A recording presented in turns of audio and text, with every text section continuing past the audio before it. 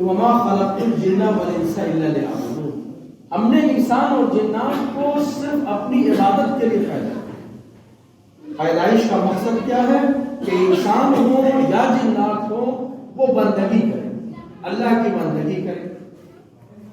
لیکن آپ کو یہ جان کے حیرت ہوگی کہ بہت سارے اعمال ایسے ہیں کہ اگر اس اعمال میں کمی ہو جاتی ہے تو کہا جاتا ہے کہ بندوں کے ساتھ اچھائی ہے۔ مثال کے طور پر کوئی آدمی قسم کھا لے اور قسم پورا نہ کر سکے، قسم ٹوٹ جائے اس سے، تو حکم ہوتا ہے کہ وہ 10 مسکینوں کو کھانا کھلائے، یا کپڑے پہنائے 10 مسکینوں، یا غلام آزاد کرے۔ اب تو وہ سسٹم رہا نہیں۔ ان تینوں چیزوں میں آپ دیکھ لیجئے، قسم تو آپ نے کھایا تھا اللہ کا نام لے کر، اور آپ کی قسم ٹوٹ گئی۔ نماز پڑھنا چاہیے تھا، کوئی اور کام کرنا چاہیے تھا جس کو خالص بندگی کہتے۔ لیکن ذرا دیکھیے پروردگار عالم کی اس نظام کی خوبصورتی، اس نظام کا حسن، کہ اس نے کہا کہ تم میری نافرمانی کیے ہو، میرا نام لے کے تم نے قسم کھایا تھا، اب تم نے قسم توڑ دی، تو چلو 10 مسکینوں کو کھانا کھلا دو، تمہارا گناہ ختم ہو جائے گا۔ 10 مسکینوں کو کپڑا پہنا دو، تمہارا گناہ ختم ہو جائے گا۔ غلام آزاد کر دو، تمہارا گناہ ختم ہو جائے گا۔ روزہ اتنی اہم عبادت، رمضان کا فرض، اگر کوئی جان بوجھ کر توڑ دیتا ہے تو اس کا ایک کفارہ تو یہ ہے کہ 2 مہینے کا روزہ رکھے، 60 روزہ، یا اس کی اگر حیثیت نہیں ہے، سکت نہیں ہے، پھر کیا کرے گا؟ 60 مسکینوں کو کھانا کھلائے۔ اللہ اکبر! ذرا دیکھ رہے ہیں آپ کہ کس طرح سے بندوں کے ساتھ جوڑ دیا گیا ہے۔ اس میں بھی وہ بندے جو غریب ہیں، لاچار ہیں، مسکین ہیں، فقیر ہیں، ان کے ساتھ عبادتوں کو جوڑ دیا گیا۔ اسی لیے حدیث میں آتا ہے کہ یہ جو دین ہے، یہ دین خیر خواہی کا نام ہے۔ دین کہتے ہی اس بات کو ہے کہ ایک دیندار کو اس بات کی چنتا ہو کہ جو دوسرا شخص ہے کہیں وہ بری حالت میں تو نہیں ہے، اس کی چنتا کرنے کا نام دین ہے، اور اسی عمل کو دینداری کہتے ہیں۔ ہم بہت زیادہ عبادت گزار بن جائیں، نیکوکار بن جائیں، لیکن ہم لوگوں کے دکھ درد سے اپنے آپ کو الگ کر کے اچھا مسلمان نہیں بن سکتے۔ حدیث میں آتا ہے کہ نبی کریم صلی اللہ علیہ وآلہ وسلم فرماتے ہیں کہ میں کبھی کبھی نماز کے لیے کھڑا ہوتا ہوں، ارادہ یہ ہوتا ہے کہ لمبی نماز پڑھوں گا، لمبی قرات ہوگی اور تسبیحات ہوں گی، یعنی کہ عام طور پہ جو ہم مان کر کے چلیں کہ 5 منٹ میں پڑھنا ہے تو اس کو 20 منٹ میں پڑھیں گے، آدھے گھنٹے میں پڑھیں گے۔ لیکن آپ فرماتے ہیں کہ جب کبھی اگل بغل سے، کنارے سے کسی بچے کی رونے کی آواز آتی ہے تو میں اپنی نماز مختصر کر دیتا ہوں، میں اپنی نماز کم وقت میں پڑھ لیتا ہوں۔ یہ ہے عبادت، یہ ہے بندگی، کہ ہر چیز میں بندوں کا خیال ہے، ہر چیز میں اس بات کا خیال ہے کہ ہمارا کوئی پڑوسی بھوکا تو نہیں ہے، کوئی غریب مسکین بے کھائے ہوئے تو نہیں سو رہا۔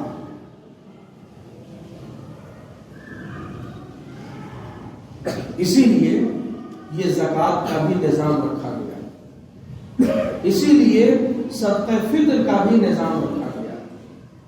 جو زیادہ سے زیادہ اللہ کی راہ میں مال خرچ کرتا ہے، آگے بڑھ کے کرتا ہے، اللہ رب العزت اسے اسی قدر اپنے انعامات سے سرفراز فرماتا ہے۔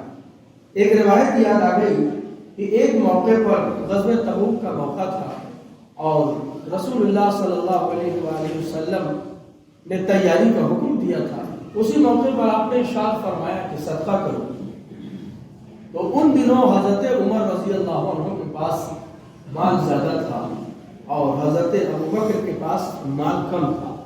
انہوں نے سوچا کہ اس بار میں ابو بکر سے آگے نکل سکتا ہوں، کیونکہ ملا کے بھی ان کے مال سے میرا مال کئی گنا زیادہ ہے، ظاہر ہے اگر آدھا بھی دے دیتا ہوں تو ان کے مال سے بڑھ جائے گا، اور پھر اس طرح سے میں ان سے زیادہ اللہ کی راہ میں صدقہ کرنے والا بن جاؤں گا، یہ سوچا انہوں نے۔ اس کے بعد اپنے مال کا آدھا حصہ 50% لے جا کر اللہ کے رسول کے قدموں میں ڈال دیا، تاکہ یا رسول اللہ یہ میرے مال کا حصہ قبول فرمائے۔ ادھر حضرت ابو بکر تھے، وہ بھی تیاری کر رہے تھے۔ حضرت عمر سے اللہ کے رسول نے پوچھا، ایسے موقع پر عام طور سے سوال تو یہ ہوتا ہے کہ کتنا لائے ہو، کیا لائے ہو، لیکن اس موقع پر رسول اللہ صلی اللہ علیہ وآلہ وسلم نے ان سے یہ سوال نہیں کیا کہ کتنا لائے ہو، بلکہ یہ پوچھا کہ کیا چھوڑ آئے۔ اب تو بڑا مشکل سوال تھا، اس جواب میں جواب دینا بھی آسان نہیں تھا۔ اس جواب کا جہاں دینا ہے کہ ابو بکر سے برتری ثابت ہونے کا سوال ہی نہیں۔ حضرت عمر نے کہا کہ یا رسول اللہ آدھا لے کے آیا ہوں اور آدھا گھر میں گھر والوں کے لیے چھوڑ کے آیا۔ اس کے بعد حضرت ابو بکر آئے۔ حضرت ابو بکر سے پوچھا اللہ کے رسول نے کہ اے ابو بکر گھر والوں کے لیے کیا چھوڑ آئے ہو؟ تو حضرت ابو بکر نے کہا کہ گھر والوں کے لیے اللہ اور اس کا رسول چھوڑ گیا۔ یا رسول اللہ کچھ بھی نہیں چھوڑا، ایک معمولی سا کپڑا تھا، وہی کپڑا آپ نے پہن رکھا تھا، باقی جتنی چیزیں تھی سب پر جھاڑو مار کے سارا کچھ لا کے وہ اللہ کے رسول کے قدموں میں ڈال دیا۔ ابو بکر سے حضرت عمر نے کہا کہ اب کسی طرح میں ان سے آگے نہیں نکل سکتا، نیکیوں میں سبقت کرنا، اچھائی میں آگے نکلنے کی کوشش کرنا یہ بری بات نہیں ہوتی ہے، یہ اچھی بات ہوتی ہے۔ تو اب سوال یہ ہوتا ہے کہ حضرت ابو بکر کا جو مال تھا وہ مال مقدار میں کوانٹیٹی میں تو کم تھا حضرت عمر کے مال سے، لیکن کس کے مال کا رتبہ اللہ کی بارگاہ میں زیادہ تھا؟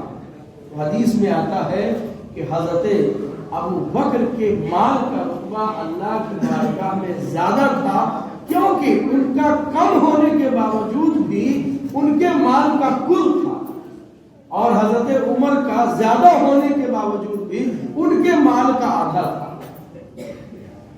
اسی لیے کبھی کبھی دینے والا بظاہر جو نکال کے دے رہا ہے وہ کم ہوتا ہے، مگر دوسرے مالدار سے اس کا کم مال ہی بڑھ جاتا ہے۔ کیسے بڑھ جاتا ہے؟ ایک آدمی ہے، اس کے پاس 1 لاکھ روپیہ ہے اور اس نے 10,000 روپیہ دے دیا، لینے والے بولے گا کہ بہت رقم ہے، 1 لاکھ میں سے اس نے 10,000 روپیہ دے دیا۔ ایک آدمی ہے، مان کر کے چلے کہ اس کے پاس 100 روپیہ ہے اور 100 روپے میں سے اس نے 50 روپیہ دے دیا اللہ کی راہ میں، تو کہاں 50 روپیہ اور کہاں 10,000، بڑا انتر ہے، بہت فرق ہے۔ لیکن اللہ کی بارگاہ میں کس مال کا رتبہ زیادہ ہے؟ 50 روپیے کا، اس لیے کہ جس نے 1 لاکھ میں سے 10,000 دیا ہے اس نے بہت کم دیا ہے، 10% دیا ہے، اور جس نے 100 روپیہ میں سے 50 روپیہ دے دیا اس نے اپنے مال کا آدھا نہ دے دیا، آدھا مال نکال کے دے دیا۔ تو یہاں یہ دیکھا جاتا ہے کہ کتنے میں سے کتنا تم ادا کر رہے ہو، کتنا مال دے رہے ہو، یہ ثانوی بات ہے، سیکنڈری چیز ہے۔ پہلی بات یہ ہے کہ کتنے میں سے کتنا دے رہے ہو۔ تو ایسا جب موقع آتا ہے تب مال باوزنی ہو جاتا ہے، تب اس کا مقام اور مرتبہ بڑھ جاتا ہے۔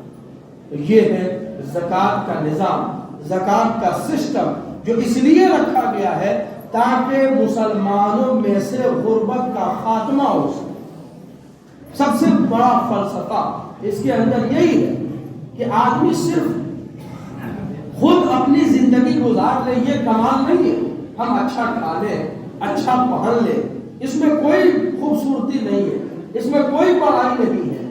بڑائی کی بات تب ہے جب ہم اگر اچھا پہن رہے ہیں تو کسی غریب کو بھی اچھا پہنا دیں، تب یہ ہمارے مالدار کی اور مالداری کی خوبصورتی ہے۔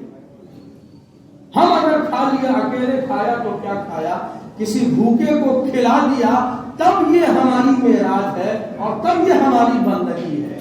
تب اللہ رب العزت ایسے مالدار کو پسند کرتا، ایسے مالدار کو دوست رکھتا کہ وہ دوسرے غریبوں کی بھی پرواہ کرنا۔ تو یہ زکوٰۃ کا سسٹم، نظام اس لیے آیا تھا تاکہ آدمی اپنوں میں پہلے غور کرے، اپنوں میں پہلے ڈھونڈے کہ کون ہے محتاج، کون ہے مسکین، کون ہے فقیر، کون ہے زکوٰۃ لینے کا مستحق، اسے تلاشے، غور سے دیکھے، کہیں میرا بھائی تو نہیں ہے، کہیں میری بہن تو نہیں ہے، کہیں میرا پھوپھو تو نہیں ہے، پھوپھی تو نہیں ہے۔ رشتہ داروں میں پہلے دیکھے، پہلے قریبی لوگوں میں دیکھے، اور جب کوئی نظر نہ آئے تب دور میں دیکھے۔ یاد رکھیے گا، زکوٰۃ کا نظام، زکوٰۃ کا سسٹم، حدیث میں آتا ہے کہ قسم ہے اس ذات کی جس کے قبضے میں میری جان ہے، اللہ رب العزت اس کا صدقہ قبول نہیں فرماتا۔ صدقہ جب بولا جاتا ہے تو زکوٰۃ کو بھی صدقہ بولتے ہیں۔ اللہ رب العزت اس کا صدقہ قبول نہیں فرماتا جو اپنے دور والے کو دے اور قریب والے محتاج کے محتاج رہے۔ یہ زکوٰۃ کا نظام جو اسلام میں موجود ہے، اتنا خوبصورت نظام ہے کہ اگر اس کو صحیح طریقے سے اپنی زندگی میں اپلائی کیا جائے، لاگو کیا جائے، تو پھر غربت کا خاتمہ ہو سکتا ہے۔ مسلمانوں کے اندر سے جو مانگنے کی چلن پڑ گئی ہے، اس کا خاتمہ اکیلے زکوٰۃ کے نظام سے کیا جا سکتا ہے۔ میرے بزرگوں اور دوستوں، یہ زکوٰۃ ہے۔ اب اس کے بعد ہم آتے ہیں صدقہ فطر۔ صدقہ فطر کیا ہے؟ بڑی اہم چیز ہے۔ صدقہ فطر دراصل آدمی جب روزہ رکھتا ہے، روزہ رکھنے میں ظاہر ہے کہ اس طرح سے رکھ پانا اور ان چیزوں سے بچ پانا جن چیزوں سے بچنے کا حکم دیا گیا ہے، اور جن چیزوں کو چھوڑے بغیر روزہ خالص نہیں ہوتا ہے، کبھی کبھی آدمی ان چیزوں میں پڑ جاتا ہے۔ تو کیا کرے؟ کوئی تو طریقہ ہونا چاہیے۔ کپڑا اگر میلا ہو جائے تو ہمارے پاس آپشن ہے، دھل لیتے ہیں تو کپڑا صاف ہو جاتا ہے، کپڑے کا میل ختم ہو جاتا ہے۔ تو کوئی ایسی چیز بھی ہونا چاہیے، کوئی ایسا صابن بھی ہونا چاہیے کہ اگر لگا دیا جائے تو روزے کے اندر جو گندگی آ گئی ہے، جو کمی آ گئی ہے، اس صابن سے وہ دھل جائے۔ جس صابن سے روزے کی گندگی دھلتی ہے اسی کا نام صدقہ فطر ہے، اسی کو صدقہ فطر کہتے ہیں۔ یاد رکھیے، حدیث میں آتا ہے کہ روزہ آسمان اور زمین کے بیچ میں لٹکا رہتا ہے، معلق رہتا ہے، آسمان اور زمین کے بیچ میں۔ کب قبول ہوتا ہے؟ جب آدمی صدقہ فطر نکالے، صدقہ فطر نکال دیتا ہے تو جو قبولیت میں رکاوٹ چیز ہوتی ہے وہ ہٹ جاتی ہے اور آپ کا روزہ قبول ہو جاتا ہے۔ اس لیے صدقہ فطر کو نکالنا چاہیے اور وقت سے پہلے، یعنی عید سے پہلے نکالتے ہیں۔ کیوں؟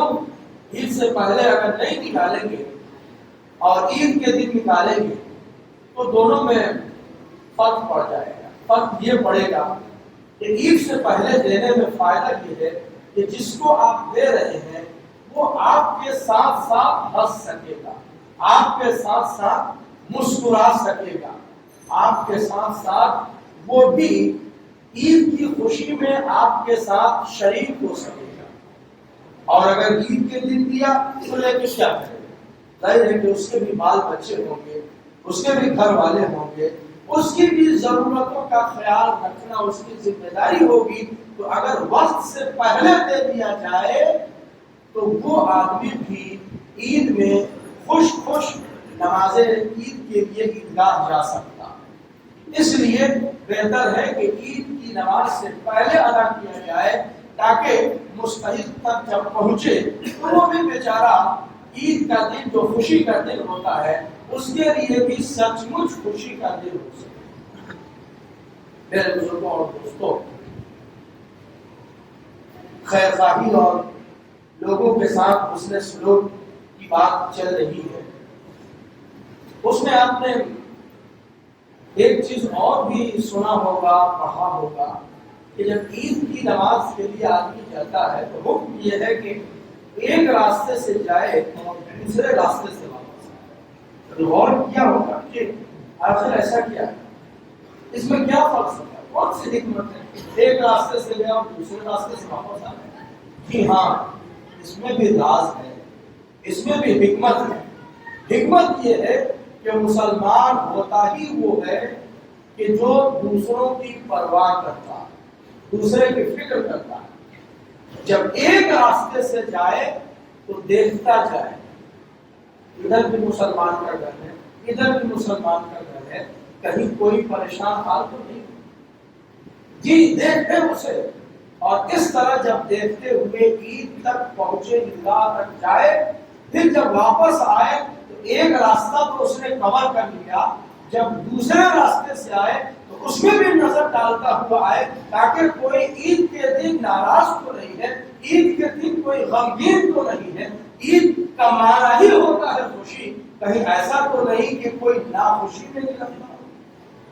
اس لیے یہ بھی حکمت رکھی گئی ہے کہ ایک راستے سے جاؤ اور دوسرے راستے سے واپس آؤ. یہ ساری چیزیں ہیں جو عید کی خوشی کے لیے عید سے پہلے اس کی تیاری کرنی چاہیے.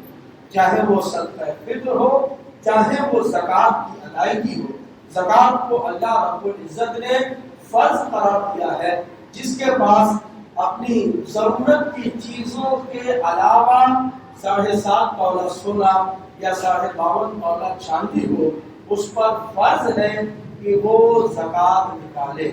2.5% زکوٰۃ کا مال نکال کر اور مستحقین کو پہنچائے.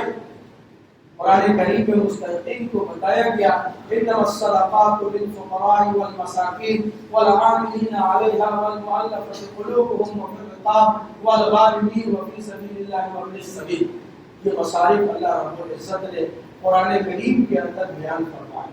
غریب، مسکین، مسافر، اللہ کی راہ میں عاملین جو زکوٰۃ وصول کرتے ہیں، یہ سب زکوٰۃ کے مستحقین ہوتے ہیں. ان کو مال دیا جائے.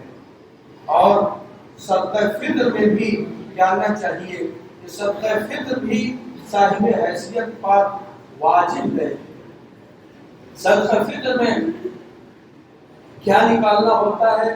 2 کلو 45 گرام گیہوں یا اس کی قیمت یا آٹا، یہ ایک پیمانہ بتایا گیا ہے. لیکن صرف یہی نہیں ہے، یاد رکھیے گا صدقہ فطر میں جہاں گیہوں کا تذکرہ کیا جاتا ہے وہیں اور بھی چیزوں کا تذکرہ حدیث میں آتا ہے، لیکن باقی چیزیں ڈبل ہیں، گیہوں کے ڈبل ہیں. مثلا 2 کلو 45 گرام تو 4 کلو 90 گرام باقی چیزیں. کیا باقی چیزیں ہیں؟ کھجور ہے. یعنی صدقہ فطر ایک آدمی اگر اس کا جی کرے کہ ہم گیہوں کے حساب سے نہیں نکالیں گے، ہم کھجور کے حساب سے نکالیں گے، وہ کھجور کے بھی حساب سے نکال سکتا ہے، کشمش کے حساب سے نکال سکتا ہے، منقع کے حساب سے نکال سکتا ہے، پنیر کے حساب سے نکال سکتا ہے. یہ ساری چیزیں بھی صدقہ فطر میں نصاب ہے. ان چیزوں کے حساب سے بھی آپ صدقہ فطر ادا کر سکتے ہیں اور کرنا چاہیے. جو آدمی اس لائق ہے اس کو ضرور پڑھ کے ادا کرنا چاہیے، کیونکہ زیادہ دینا، زیادہ خرچ کرنا، زیادہ پانے کا، زیادہ اجر حاصل کرنے کا بھی ذریعہ ہوتا ہے. اس لیے جس کے پاس جیسی استطاعت ہو ویسی وہ صدقہ فطر ادا کرے. بازار سے آپ اس کی قیمت معلوم کریں اور آپ اپنے حساب سے ادا کر سکتے ہیں. بعض اداروں نے اپنے اداروں سے اعلان بھی کیا ہے امارت شریعہ کا اعلان ہے کہ 60 روپیہ صدقہ فطر ہے، ہلال شریعہ کا اعلان ہے 70 روپیہ، جو جہاں اس کا جی بھرے اس کے حساب سے ادا کرے۔ وما علینا الا البلاغ۔